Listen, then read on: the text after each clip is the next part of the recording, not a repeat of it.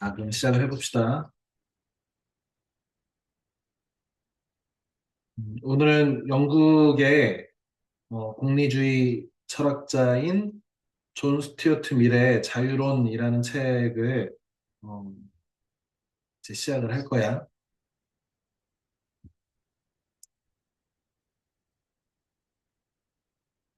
이렇게 생기셨는데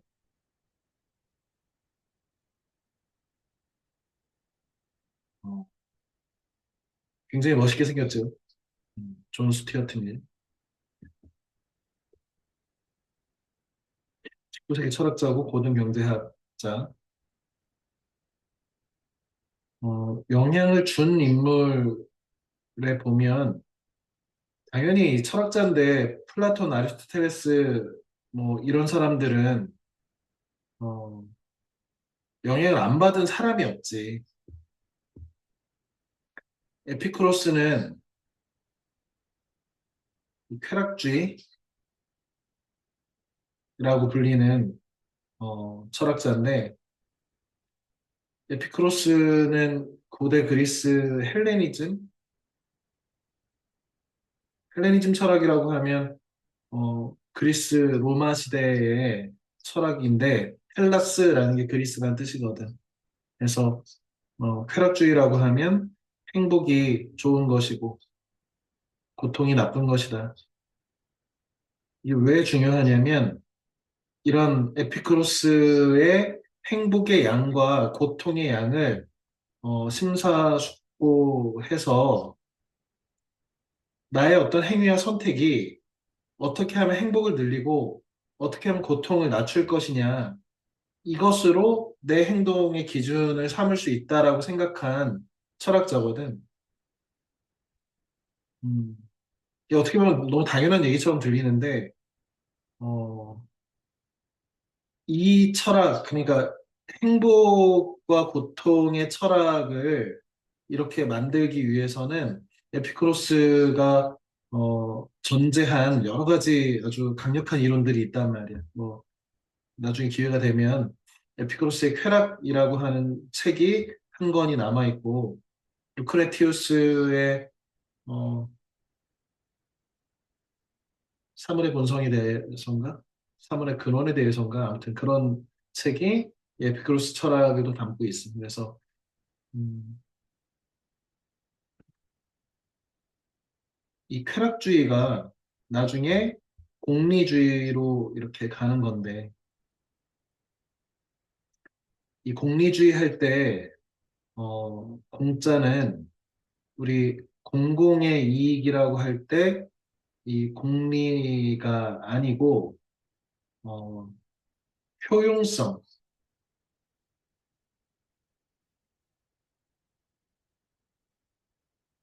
효용성이 좋은 것, 이 최대 다수의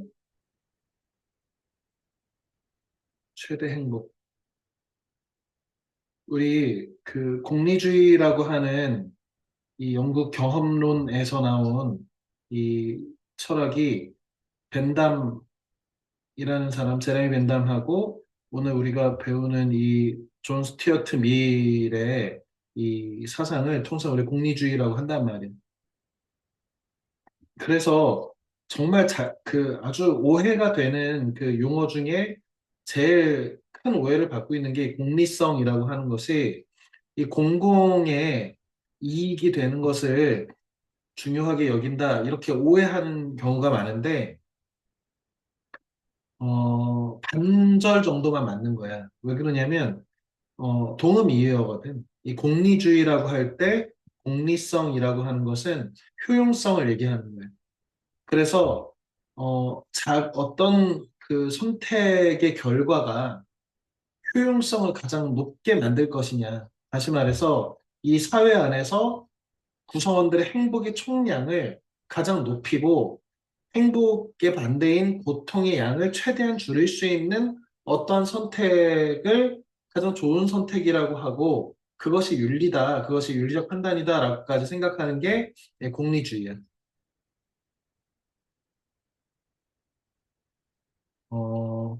이 공리주의의 창시자라고 알려져 있는 벤담하고 친구가 우리 오늘 자유론에서 볼 존 스튜어트 밀의 아버지 제임스 밀이라고 하는 분이 두 분이 친구고 두 사람이 친구였고 벤담의 비서 혹은 이렇게 같이 책을 쓰는데 벤담이 연구하고 책을 쓰는데 친구 아들인 존 스튜어트 밀이 이렇게 도와주면서 영향을 굉장히 많이 받는단 말이에요. 그래서 통상 벤담은 단지 고통의 양과 행복의 양만을 계산해서 어떤 정책의 기준으로 삼는 양적 공리주의라고 한다면 존 스튜어트 밀은 단지 행복보다는 그러니까 되게 유명한 말인데 어, 배부른 돼지가 되기보다는 배고픈 소크라테스가 되겠다라고 하면서 이 질적 공리주의라고 하는데 어, 어떤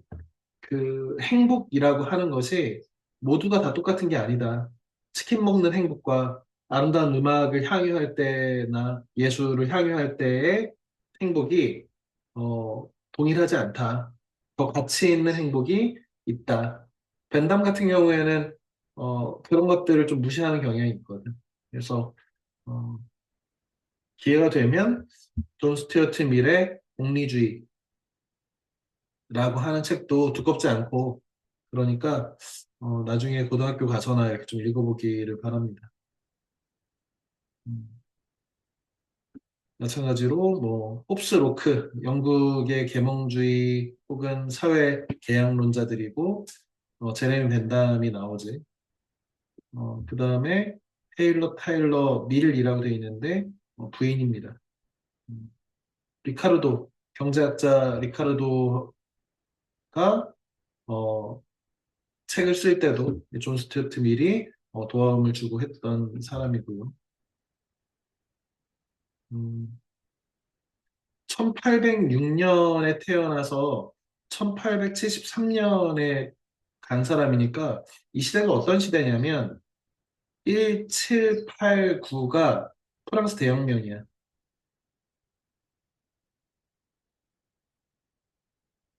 음,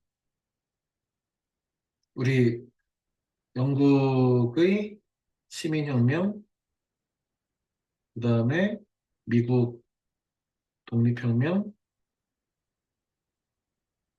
그 다음에 프랑스 대혁명 이렇게 가던 시대가 끝나고 태어난 사람이고 통상 우리가 지난번에 읽은 1879 이게 아마 마르크스 공산당선언 만국의 노동자를 단결하라 뭐 이렇게 배운 요게 아마 요 때 나온 것으로 선생님이 기억하고 있으니까 그 중간 정도에 살았던 사람이라고 생각하면 되겠지. 음,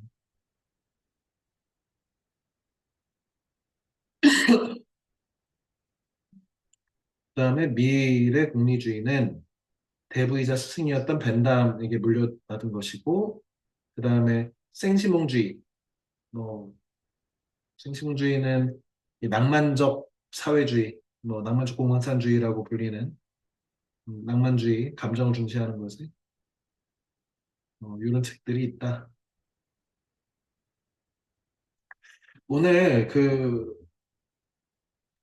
선생님이 갖고 있는 책은 번역한 분이 김만권이라고 하는 정치 철학자인데, 음, 선생님이 지정한 책이 책 세상이라고 하는 출판사 버전의 책인데, 어, 이게 올해 3월 버전이더라고. 그래서 아주 최근에 있었던 트럼프 대통령의 재선이라든지 아니면 작년 12월 6일에 있었던 한국의 계엄이라든지 이런 것들을 좀 반영해서 서문이라든지 뒤쪽에 그 왜 해제라고 하잖아.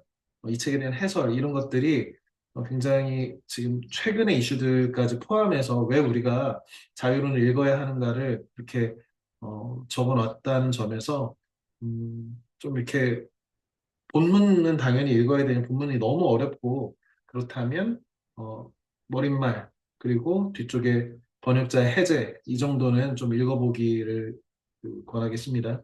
지금 들어가는 말에서 이 김만건 씨가 왜 지금 우리 이 시대에 1800년대를 살았던 존 스튜어트 밀이라고 하는 사람이 쓴 자유론을 읽어야 하는가에 대한 해설이야. 음, 같이 읽어보겠습니다. 우리나라에서 자유는 그 자체로 혼란스러운 개념이다. 역사적으로 자유의 이름으로 자유를 제한하는 일, 역설적이지. 자유의 이름으로 자유를 제한하는 일이 잦았기 때문이다.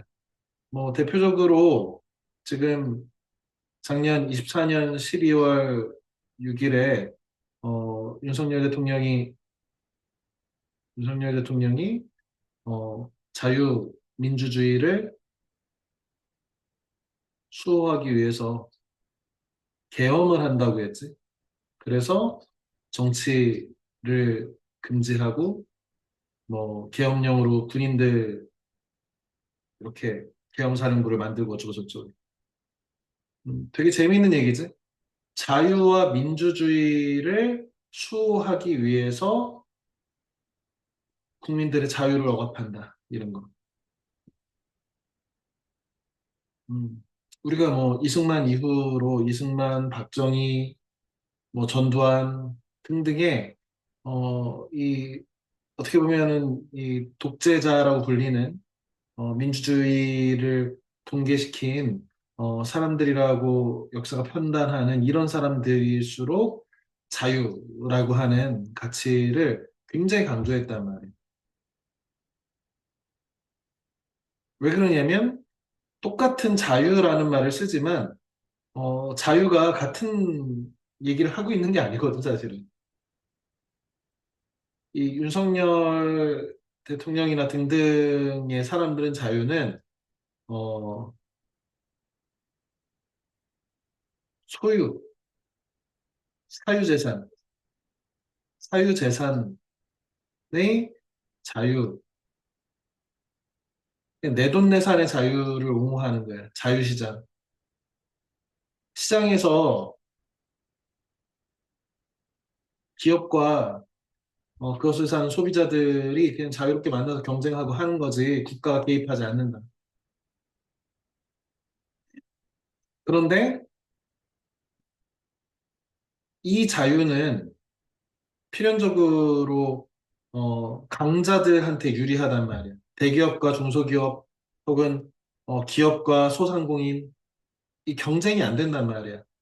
그런데 자유로운 시장에서 마음껏 경쟁하게 하자라고 하는 거니까 결국에 대기업이라든지 강자가 이길 수밖에 없는 구조를 이제 옹호하는 거죠.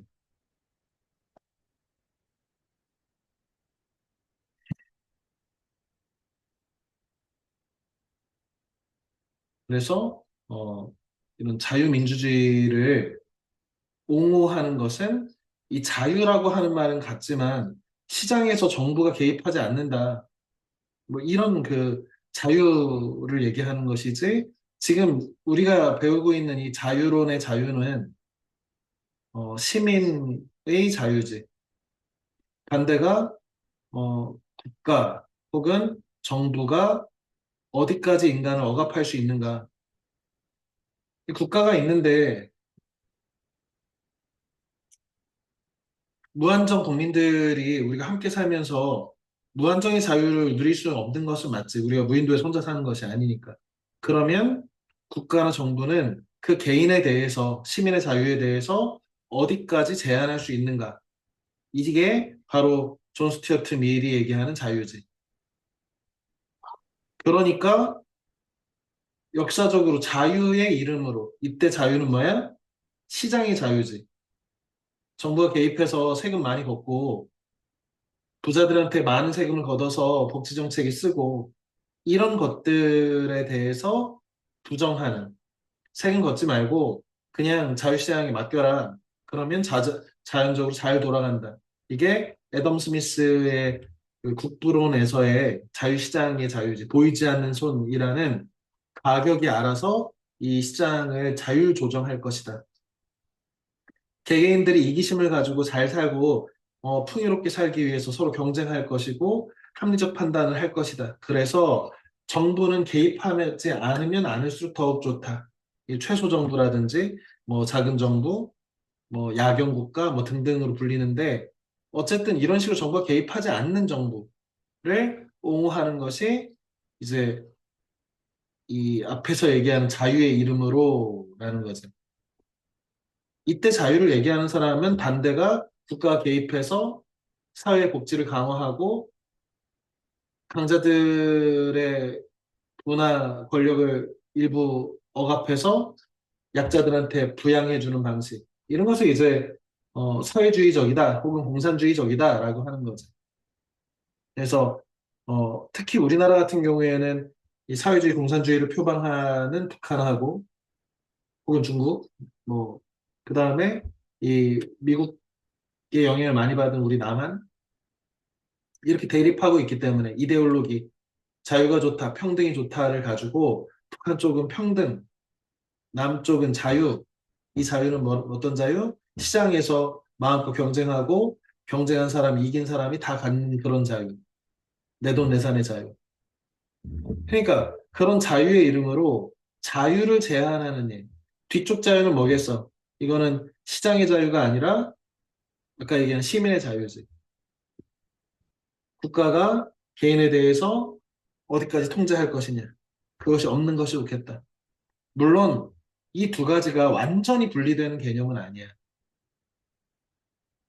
시장에 국가가 개입하고 세금을 많이 걷어서 복지 정책을 많이 하겠다라고 하는 그 일들을 하다 보면 정부가 힘이 세지고 정부가 힘이 세지면 그 시민의 자유가 억압될 수 있다.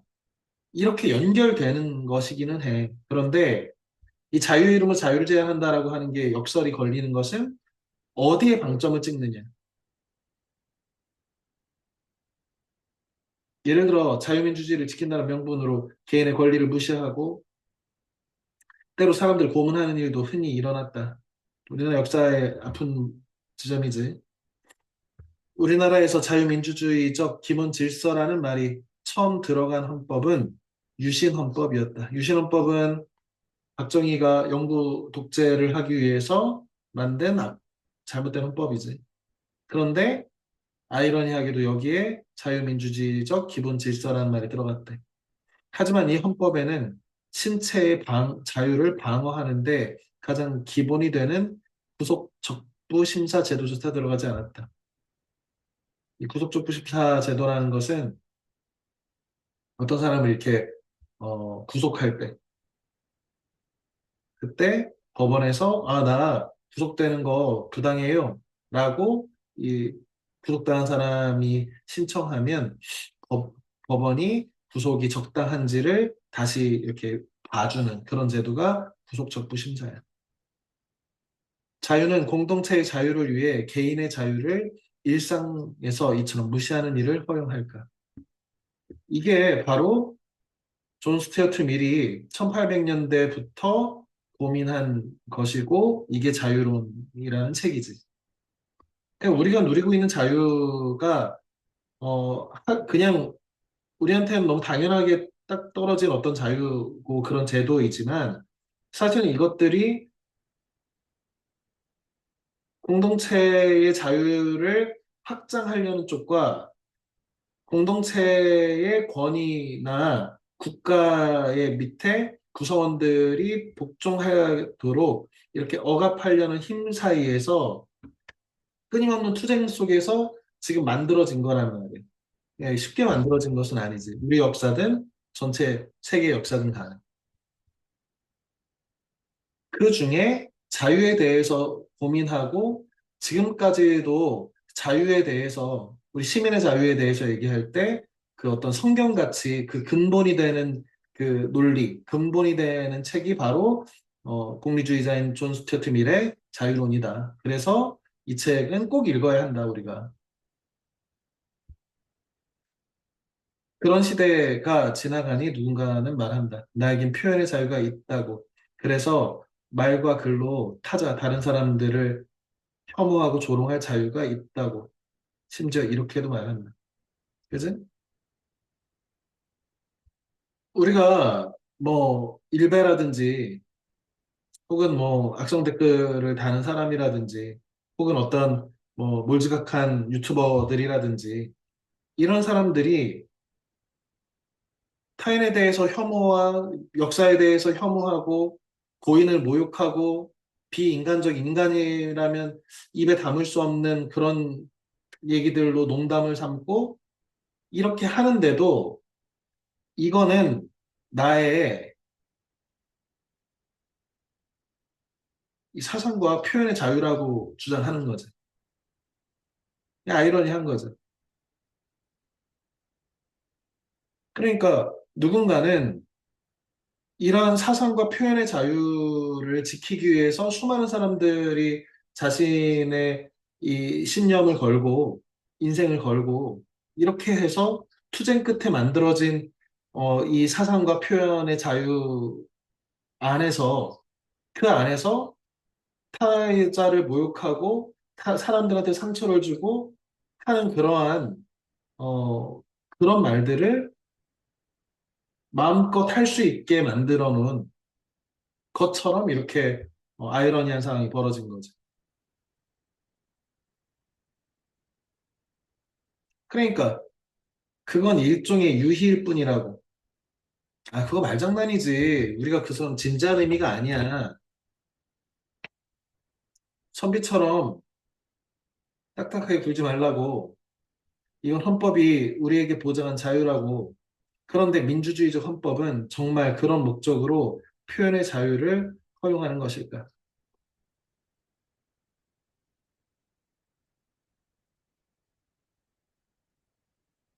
이유도 없이 특정 국가에 대해서 혐오하고 어, 특정 정치 집단이나 어떤 지역이나 인종이나 등등에 대해서 혹시 종교나 이런 것에 대해서 혐오할 수 있는 자유도 그러면 표현의 자유에 해당하느냐? 사실은 쉽지 않단 말이에요. 헌법이 사상과 내 머릿속에 어떤 세상 생각을 하든 이 사상과 그것을 이 대외적으로 얘기할 수 있는 표현과 출판 이런 자유들이 헌법적 자유인 것은 맞아. 이것은 수많은 사람들이 진리를 억압하고 자신들의 권위 안에서 자기들의 생각을 이렇게 주입하려고 하는 이런 그 국가 권력이나 강자와 싸워가지고 희생당해가면서 만들어 놓은 것이 지금 우리가 사용하고 있는 일상적으로 쓰고 있는 표현과 출판과 이런 자유인데 헌법적 권리인데 우리의 자유가 그것을 사용해서 어떻게 하는 거야? 비인간적인 일들을 농담이라고 우스갯소리라고 돌아가신 분이 누군가의 가족이고 돌아가신 분이 어떤 과정에서 어떻게 슬프게 돌아가셨고 이런 것들을 희화화하고 폄하하고 조롱하고 하는데 그러면서 낄낄거리고 하는데 이게 마치 우스꽝스러운 거 하는 거야. 이거 농담이야. 농담도 못 받아들여. 이거 헌법적 권리야. 이런 식으로 얘기를 한다는 거지. 이럴 자유가 우리한테 그러라고 준 자유냐. 이런 얘기를 언급하고 있는 거지. 자유를 번역자는.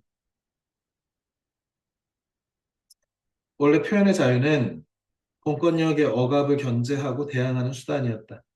억압적 공권력에 맞서 용기 있게 말하는 사람들을 보호하는 장치였다. 하지만 이제 누군가는 원래 목적과 상관없이 내가 누군가를 혐오하고 차별하는 일에 국가가 간섭하지 말라는 목적으로 표현의 자유를 이용한다. 개인의 자유를 지나치게 강조하는 과거와는 정반대의 모습이다. 자유에 무슨 일이 일어난 걸까? 우리가 알고 있는 자유는 즉히 서구적 개념이다. 서구 사회가 만든 근대화와 함께 보편적으로 확장된 개념이다. 만약 우리가 인권이나 시장 질서가 보편적이라고 믿는다면 자유 역시 보편적일 수밖에 없다. 그 기원이 우리 안에 있든 아니든 자유는 우리 삶의 보편적 가치이자 척도이다. 그지? 우리가 자유를 마치 그 이념으로, 신앙적으로 당연한 것처럼 느끼는 거지. 누가 우리의 자유를 억압해서 갑자기 가둔다든지 뭐, 우리의 자유를 억압해가지고 강제 노동을 시킨다든지, 어, 이런 것들이 불가능한 것이 당연하잖아.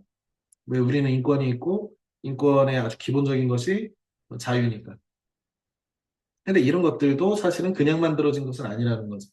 역사적 과정 속에서 만들어진 것이고, 지금도 우리가 어떤 것인지 잘 고민하고, 이 자유를 어떻게 아름다운 것으로, 건전한 것으로 만들어 갈지에 대해서 우리 사회가 함께 생각해 보아야 할 그런 가치라는 거죠. 그냥 일베들이, 어, 함부로 떠드는 자유로 이렇게 내팽개칠 수는 없다는 거죠. 역사적으로 보면 서구 사회라는 것은 서양 유럽을 서구라고 합니다. 근대로 진입하며 자유는 큰 변화를 겪었다. 고대 사회에서 자유란 공적 영역에서 자신의 재능을 마음껏 발휘하는 일을 뜻했다. 자유인이란 말 자체가 정치에 참여할 자격을 뜻했기에 자유는 언제나 공적 영역에만 있었다. 이제 이게 뭐 한나 아렌트 같은 철학자의 이 이론인데, 음, 우리가 자유인의 반대는 노예란 말이에요.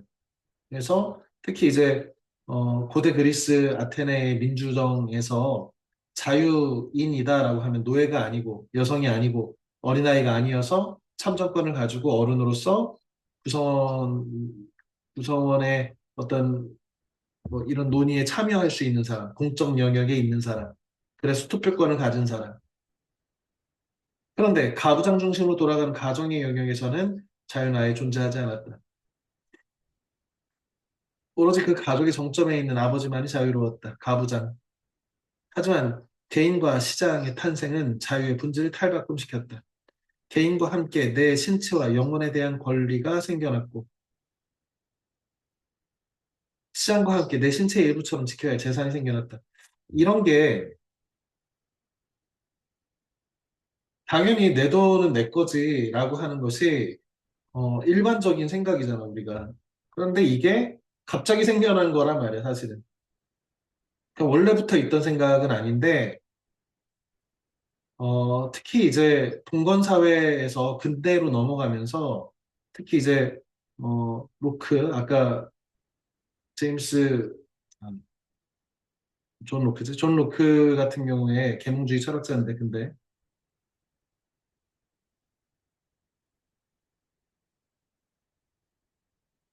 로크는 정부론이란 책에서 사유재산에 대해서 얘기하는데 이 사유재산에 대한 불가침의 자유가 있다는 거야. 침해할 수 없는 어, 자유. 왜 그러냐면 세계는 하나님이 세계를 인간한테 준 것이기 때문에 공유물이라는 거예요. 그러니까 세계는 다 우리 모두의 것이야. 누구 개인의 것이 아닌데 오직 개인의 것이 있다고 로크가 말한 거예요. 오직 내 것이 있다. 오직 불가침에 내 것이 있는데 그것은 바로 나다. 이 세계에 모든 뭐 사과나무든 용봉산이든 뭐 예당호든 동해바다든 이 모든 것이 다 이 세계 모든 사람들이 공유해야 할 것인데 이 세계의 공유물이 아닌 유일한 사유물이 있는데 바로 그게 나다. 그런데 나의 몸을 가지고 공유물에 영향을 가해서 공유물에 새로운 것을 만들어낸다는 거예요. 예를 들어 내가 벼를 심어서 쌀을 재배했어. 그럼 이 쌀은 공유물이 아니라 더 이상 공유물이 아니라 이 세계로부터 오직 내 것인 나를 투입해서 얻어낸 것이니까 이것은 바로 내 것이다. 이런 논리란 말이에요. 이게 잘 들으면 그럴듯해요, 이게. 그런데 모든 이데올로기, 모든 사상, 모든 이념이 그렇듯이 이런 생각 역시도 사실은 어떤 철학자들이 만들어낸 생각이란 말이에요. 이게 자연적이지가 않아. 물론 모든 사상과 모든 이념은 자기 스스로를 자연적으로 발생한 것처럼, 너무 당연한 것처럼, 자명한 것처럼 얘기하지만 사실 여기에도 모순은 있는 거죠. 왜? 오직 내 것인 노동을 투입한 건 맞지만 그렇다 치더라도 그럼 나는 세계로부터 완전히 분리된 내 것이냐? 이것도 사실 논쟁이 될 수 있는 것이고 나를 투입해서 세계로부터 얻었으니 이 세계와 나눠야 되지 않느냐? 이쪽으로 가면 뭐가 되는 거야? 공유물이니 나눠야 된다는 평등이나 사회주의 쪽으로 가는 거고 공유물에서 나를 투입해서 오직 내 것인 나를 개인을 투입해서 얻어낸 것이니 이건 온전히 내 거다. 세금 낼 수 없다. 내 재산에 대해서 정부가 세금으로 걷어갈 생각하지 마라. 상속세 꿈도 꾸지 마라. 이렇게 하는 게 자유주의지. 어쨌든 사회주의든 자유주의든 간에 이게 다 만들어진 것이라고 하는 것을 생각하는 것이 굉장히 중요하다는 거예요.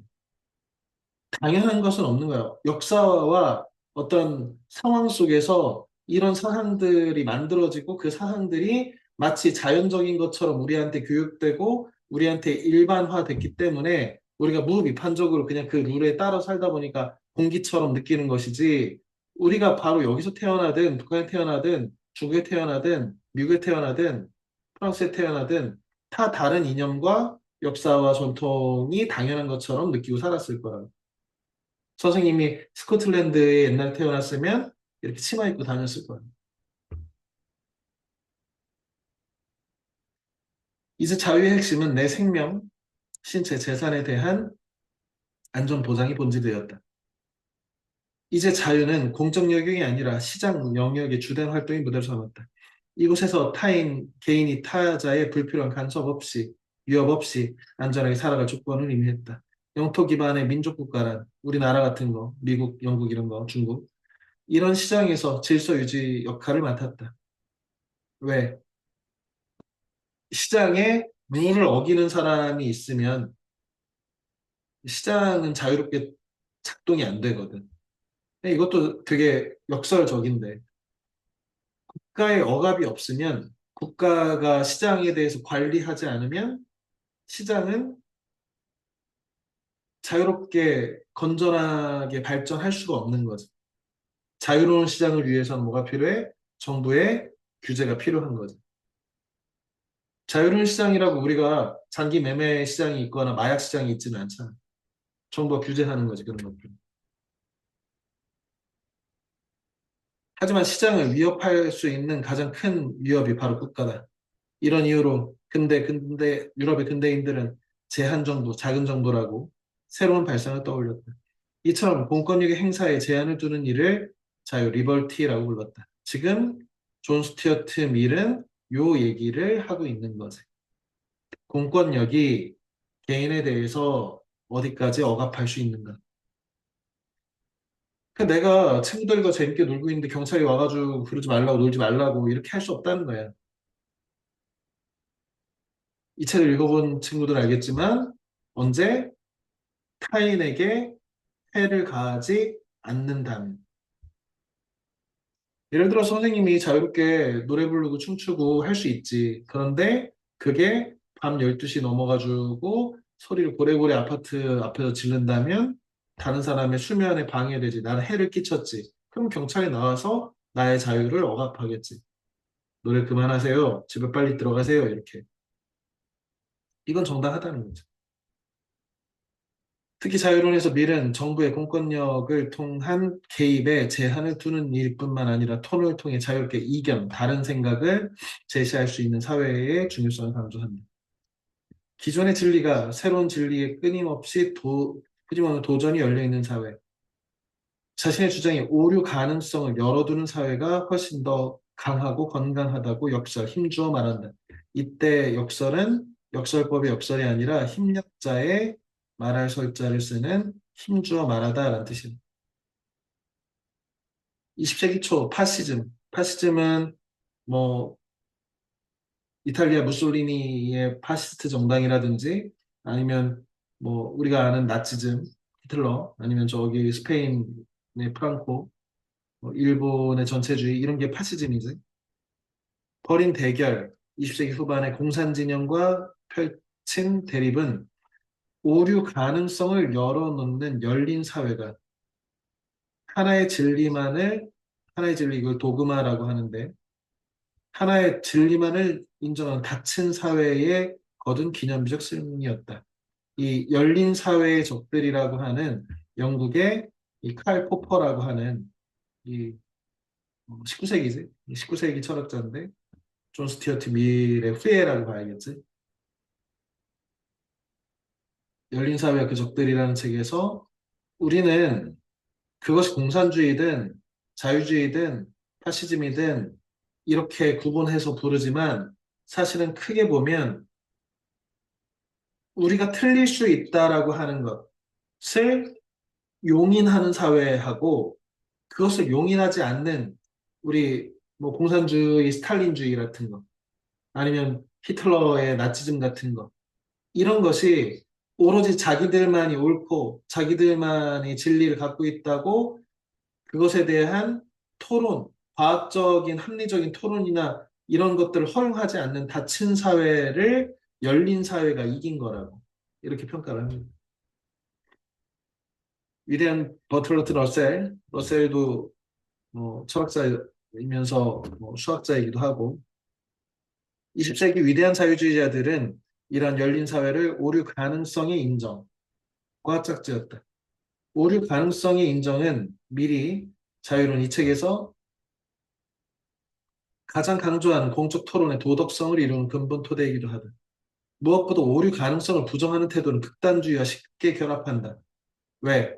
내가 절대 틀리지 않는다면 나와 반대되는 사람은 무조건 틀린 거잖아. 그러면 어떻게 돼? 척결의 대상이지. 같이 대화의 상대가 되지 않는 거야. 쟤는 나쁜 놈이야, 그냥. 악당이야. 이런 태도가 뭘 만들어? 상대를 제거해서 이 세계를 정화해야 한다고 생각하는 그런 세상을 만드는 거죠. 내가 혹시 틀릴 수도 있다라고 하는 가정, 내가 혹시 틀릴 수도 있으니 토론에서 상대 의견을 좀 경청해보고 들어봐야겠다라고 하는 그게 열린 사회라면 그것을 부정하는 무조건 김정은의 말은 진리고 시진핑의 말은 진리고 히틀러의 말은 진리고 천황은 위대하고 뭐 혹은 뭐 알라는 위대하다 뭐 이런 식으로 탈레반 뭐 이런 애들이 다 뭐야? 자기네들은 틀리지 않는다는 거예요. 그럼 극단주의로 가는 거죠. 극단주의는 타자의 말을 경청하는 일을 거부하기에 대화 타협을 할 수 없을 뿐만 아니라 필연적으로 강요와 폭력을 조장한다. 하지만 강요 폭력은 자유로운 사회가 지향하는 다양성이나 개별성과 절대 양립할 수 없다. 자유주의가 20세기 역사에서 얻은 교훈을 한마디로 요약해 보라면 하나의 진리를 주장하며 오류 가능성을 부정하는 체계는 억압적일 수밖에 없다는 점이다. 그러나 21세기 전 세계 민주 정체가 이때 민주 정체할 때 정체는 정치의 체제를 얘기합니다. 그 교훈을 망각한 데 극단주의로 몸살을 앓고 있다. 그렇지? 대표적인 게 지금 어, 푸틴이 우크라이나 전쟁을 일으켜가지고 영토 전쟁을 지금도 하고 있고, 트럼프도 그렇고, 우리나라는 무슨 뜬금없이 계엄령이 있었고, 탈진실이라고 하는데 진실에서 벗어난 것, 배경을 삼아 입장이나 의견의 오류 가능성 자체를 무시하고 있다. 이런 분위기 속에서 2016년 도널드 트럼프 미국 대통령 당선을 계기로 전 세계에 터져나온 우파 포퓰리즘이라고 하는 것은 대중들의 인기를 바탕으로 대중들이 좋아하면 그냥 막 그 대중들의 인기를 바탕으로 자신의 정치를 하는 것을 대중추수주의 혹은 대중주의 포퓰리즘이라고 하는데 20세기 초반 파시즘이 탄생하던 시기를 떠오르게끔 한다. 과도한 여론의 횡포, 일상이 된 혐오와 차별. 그렇지. 트럼프가 중국에 대한 혐오와 차별을 바탕으로 우리는 중국한테 관세를 때리고 중국과 결연이 이제 중국과 무역 안 할 거야. 이런 식으로 해서 중국을 싫어하는 사람들, 중국이 부상하는 것에 대한 두려움을 느끼고 중국이 우리의 일자리를 빼앗아 가고 있다고 생각한 이 블루칼라 노동자들을 선동해서 대통령이 되는 거잖아. 이게 누구랑 같은 방식이냐면 히틀러가 2차 세계대전 때 독일 국민들을 선동하는 방식과 같은 방식이라. 혐오와 차별을 바탕으로. 유대인은 쓰레기들이니까 사라져야 한다. 죽을 때만 선하다. 이렇게. 기회가 있을 때마다 터져나오는 폭력 사태가 그 시절의 모양새다. 불행하게 우리 사회 역시 예외는 아니다. 고전의 힘은 시대를 관통하는 지혜에 있다. 자유로는 자유가 무엇인지 뿐만 아니라 우리가 어떤 태도를 잃을 때 극단주의가 생겨나고 자유가 힘을 잃을지에 대해 조목조목 알려준다. 밀은 자신이 쓴 수많은 글 중에 자유론이 가장 오래 살아남으려 확신했다. 인류에게 너무나 명료한 진리 하나를 전달한 책이라는 이유로 말이다. 자유론은 핵심은 뭐냐면 우리가 오류 가능성을 누구나 갖고 있기 때문에 우리가 틀렸을 수 있기 때문에 그 어떤 사람의 의견이라도 함부로 대하지 말고 좀 들어봐야 한다는 거예요.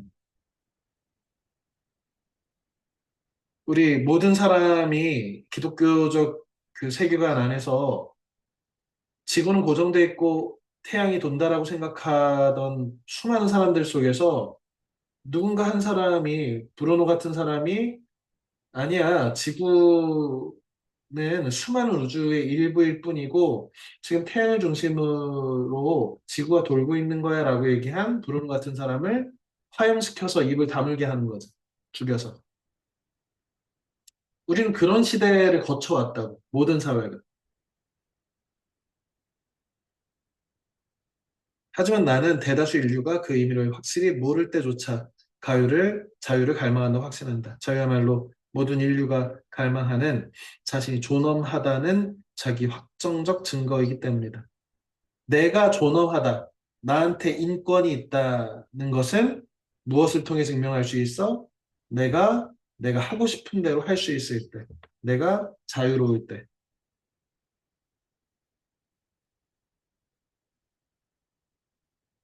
자신이 존엄하다는 자기 확정적 증거이기 때문이다. 우리가 자유론이라는 제목만 보고도 이 책을 열어보는 이유가 여기 있다고 믿는다.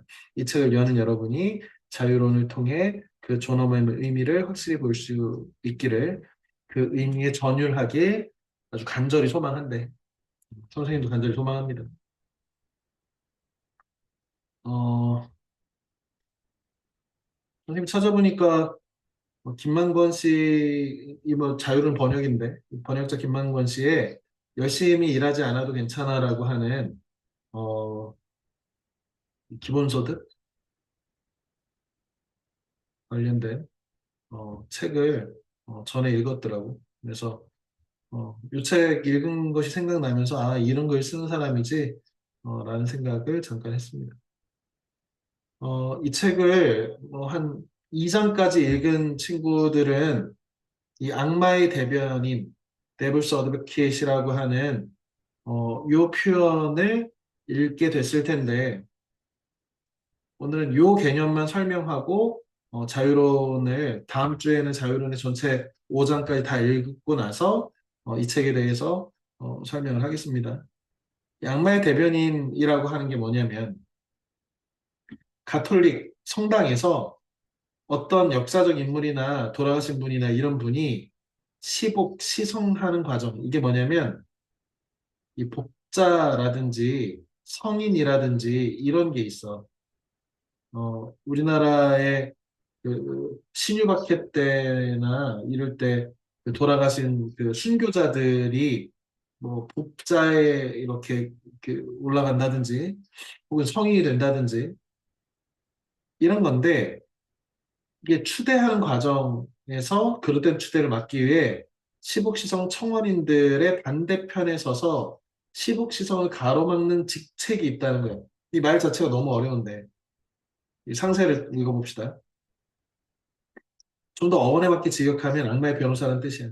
천주교에서 어떤 인물이 성인이라고 공식적으로 시성할 때에는 반드시 청원인이 있어야 돼. 제가 볼 때 그 정약 그 정약종은 성인이 되셔야 돼요 라든지 아니면 우리 뭐 저기 그 솔매 당진에 있는 솔매 성지라든지 아니면은 어디냐 저 신리 성지나 이런 데 가보면 이 가톨릭 순교자들 있단 말이에요. 김대건 신부라든지 이런 분들은 이제 성인으로 이렇게 그 추앙을 해야 되는 인물이라고 생각해요라고 이렇게 청원을 하면 그 반대편에서 청원에 반대한다는 사람을 무조건 세운단 말이에요. 그러니까 악마편에서 악마의 변호사라고 하는 말 자체로 무조건 반대하는 사람 있잖아요. 그러니까 무조건 반대하는 사람을 무조건 두게 만든다는 거예요. 이게 악마의 변호사예요. 이 자유론에서 존 스튜어트 밀이 왜 이 얘기를 하냐면 오류 가능성이 있다는 거예요. 이 자유를 억압하지 말아야 되는 가장 중요한 이유가 우리가 너무 당연하게 옳다고 생각하는 것이 사실은 그냥 착각일 수 있다는 거예요. 우리 모두가. 그런 사례들은 얼마든지 있잖아. 아까 천동설의 예시나 조선시대까지 여성이 남성보다 천하다고 남존여비라고 하는 남성은 존귀하고 여성은 천하다고 여긴 것이 그냥 상식이었단 말이에요. 우리 사회에. 근데 지금은 그런 얘기 하면 어디 뭐 조선시대 사람이냐 헛소리 하냐 이렇게 무시당할 거 아니에요. 이것만 봐도 우리가 알고 있는 상식이라고 하는 것, 이것이 얼마나 오류 가능성을 내포하는 것인지를 알 수 있잖아. 그러니까 어떤 분이 정말 위대한 분이 이제 성인으로 이렇게 추앙을 하자고 우리가 공식적으로 정하는 데 있어서 청원인의 반대편에 서가지고 안 돼요 라고 얘기하는 사람을 무조건 한 사람 만든다고.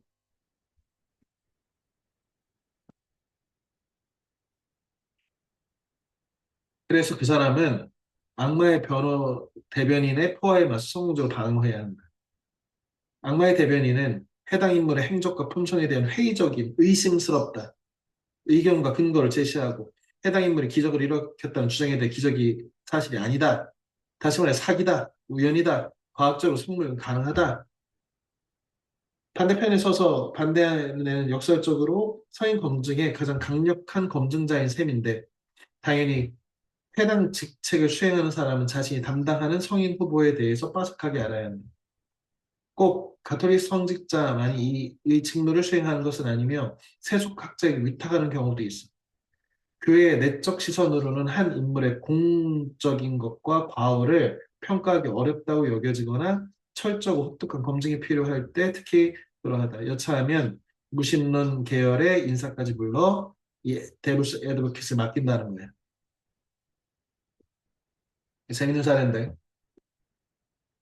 마더 테레사 우리 콜카타의 성녀라고 불리는 자신의 온 인생을 다 바쳐서 인도의 가난한 사람들과 함께한 수녀님이지. 이분이 돌아가시고 시국을 앞두고 이 무신론자인 히친스란 사람이 지금 자기가 이 마더 테레사에 대해서 비판을 가한 일이 있는데 그래서 악마의 변호사로 교황청이 선정을 했대. 이 빡센 거지. 진짜 마더 테레사에 대해서 평소부터 비판하던 어떤 사람이 악마의 변호사가 되는 거지. 회고에 따르면 정말 기탄 없이 다 말시켜준 분위기였대. 히친스는 카톨릭에 대한 호우, 좋아하는 것과 싫어하는 것, 자신의 무신론적 입장을 떠나서 이 검증 시스템 자체는 좋게 평가했대.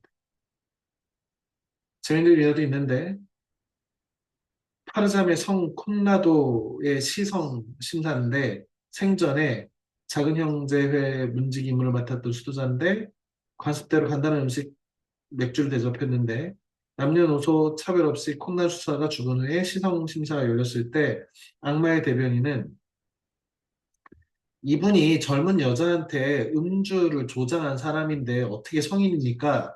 라고까지 얘기했다는 거예요. 이때 민헨에 독일의 대주 촌철살인으로 반박한다. 독일 여자가 겨우 맥주 두 잔 가지고 취할 리 있다고 보십니까? 재밌죠? 독일은 맥주를 물처럼 마시는 나라잖아요. 대말에 악마의 대변인도 수긍했대. 그러면은 성인이 됐겠네. 지금 어, 선생님이 이 자유론의 1, 2, 3장 중에 물론 자유는 타인에게 해를 가하지 않는 한 무조건 보장해야 한다는 그 대원칙이 가장 중요하고 이 책에서 그리고 그 다음에 1, 2, 3장에서 중요하다고 생각하는 게 바로 어, 이 오류 가능성. 그래서 다른 사람이 헛소리를 한다 하더라도 그 헛소리를 좀 들어주자는 거예요. 그 헛소리 자체를 못하게 입을 꼬매버리지 말자는 거예요. 파형시켜서 죽이지 말자는 거예요. 적어도 그 사람의 사상과 이런 것이. 그러한 대표적인 사례가 바로 이 가톨릭에서 운영하는 악마의 대변인이라는 제도를 이 존 스튜어트 밀도 1800년대 때 이것들 자기 책에 넣는데 그 악마의 대변인이 이런 거라고. 정말 모든 사람들이 다 추앙하고 사랑하고 이거는 진짜 살아있는 성인이야라고 말하는 어떤 사람을 성인으로 공식으로 인정하는 과정 속에서도 그 사람을 악마를 대변해서 악마의 대변인, 악마의 변호사의 입장으로 무조건 비판하는 책무를 맡은 사람 하나를 넣어서 검증하게 만장일치로 오 이렇게 떠가지 않게 그래야 이 악마의 변호사를 거쳤기 때문에 마더 테레사도 밑에 있는 콘라도 같은 이런 사람도 이런 빡센 검증을 거쳤기 때문에 더 인정받고 단단한 존경을 받을 수 있는 거지. 그러니까 비판을 아예 그냥 입 다물게 해서 비판이 없게 만드는 것보다 충분히 비판하게 두고 그 비판을 견뎌서 이겨내게 하는 것이 그게 바로 열린 사회의 태도고 이 열린 사회의 태도를 다른 말로 이 과학적 태도라고 하는 거죠. 신이 있다 없다. 이슬람교도한테 신이 없다라고 얘기해봐야 그건 듣지도 않을 거고 기독교인한테 하나님이 없다라고 해봐야 듣지도 않을 거잖아. 이런 문제는 이거를 이제 도그마라고 해서 검증 자체가 안 되고 반증이 안 되는 아예 질문이잖아. 그런 것들 말고 반증이 가능한 말들. 그래서 이렇게 토론이 가능하고 검증이 가능하고 과학적 실험을 통해서라든지 어떤 사례를 통해서 분석 가능한 이런 질문들만 가지고 토론을 하는 것이고 그렇지 않으면 좀 입 다물자. 말할 수 없는 것에 대해서는 침묵하는 것이다. 침묵해야 한다. 라고 하는 이제 비트겐슈타인의 유명한 말도 이런 맥락으로 이해할 수 있는 거죠.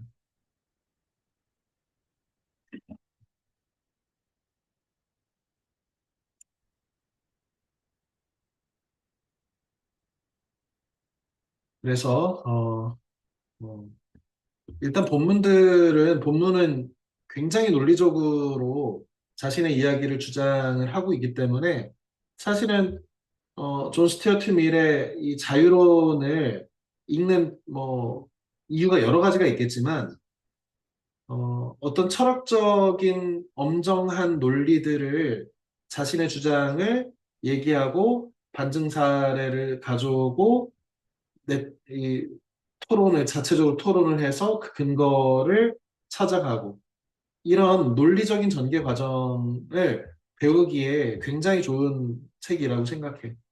일단은 가볍고 무겁지 않은 책이고 대신에 이게 재미있는 책은 아니지.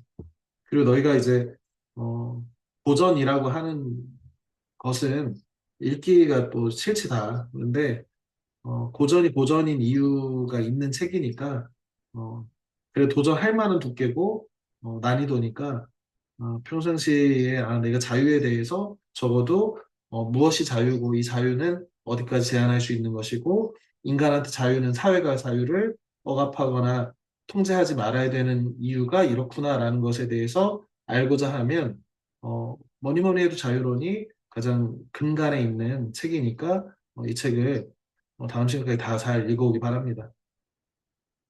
그 다음 시간 소개를 좀 하면 어, 청소년을 위한 사진 공부라고 하는 이 사진과 관련된 책을 가볍게 요 기간에 할 거고 그 다음에 엔도 슈자쿠라고 하는 작가의 깊은 강이라는 일본 작가의 어, 소설이야. 그래서 음, 기회가 되면 시간이 있을 때 미리미리 책을 구해서 좀 이렇게 들춰보기도 하고 이렇게 하기 바랍니다.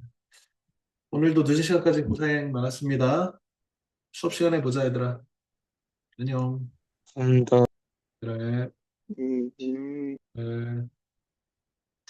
안녕히 계세요. 안녕.